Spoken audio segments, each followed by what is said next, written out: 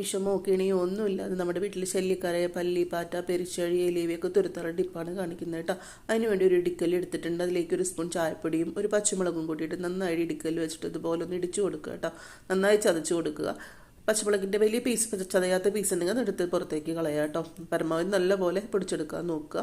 ഇനി അതിലേക്ക് നമുക്ക് കുറച്ച് വിക്സോ അതല്ലെങ്കിൽ ഇതുപോലെ ടൈഗർ ബാമോ മൂവോ എന്ന് വേണമെങ്കിൽ ഇട്ട് കൊടുക്കുക കേട്ടോ. അപ്പം ഞാൻ ടൈഗർ ബാമാണ് ഇട്ട് കൊടുക്കുന്നത്. എന്നിട്ടൊരു സ്പൂൺ വെച്ചിട്ട് നല്ലപോലെ ഇതുപോലെ ഒന്ന് മിക്സ് ചെയ്തിട്ട് എടുക്കാം. ഇനി ഇതിലേക്ക് ഞാൻ ചേർക്കുന്നത് ഒരു നാഫ്തലിൻ ബോൾസാണ് കേട്ടോ. നമ്മുടെ പാറ്റ ഗുളികയിൽ അതിലൊരു ബോൾ എടുത്തിട്ട് ഇതുപോലെ പേപ്പറിൽ വെച്ചിട്ട് ഇടിക്കൽ വെച്ചിട്ട് ഇതുപോലെ ഒന്ന് ചതച്ചെടുത്താൽ പെട്ടെന്ന് തന്നെ പൊടിഞ്ഞു കിട്ടും കേട്ടോ. അപ്പോൾ ഒരു ഗുളിക ഫുള്ളായിട്ട് ഇതിലേക്ക് ഇട്ട് കൊടുക്കുന്നുണ്ട്.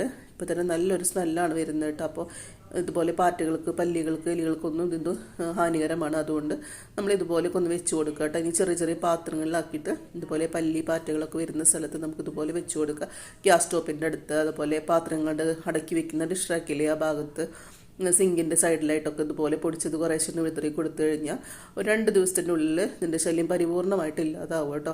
ഇനി എലി പെരിച്ചഴി ഇവയ്ക്ക് വെച്ച് കൊടുക്കാൻ വേണ്ടി ഇതിലേക്ക് കുറച്ച് ശർക്കര പാനി കൂടി ഒഴിച്ചു കൊടുക്കുന്നുണ്ട്. അവയെ കുറച്ചുകൂടി അട്രാക്ട് ചെയ്തതിന് വേണ്ടിയിട്ട് കേട്ടോ.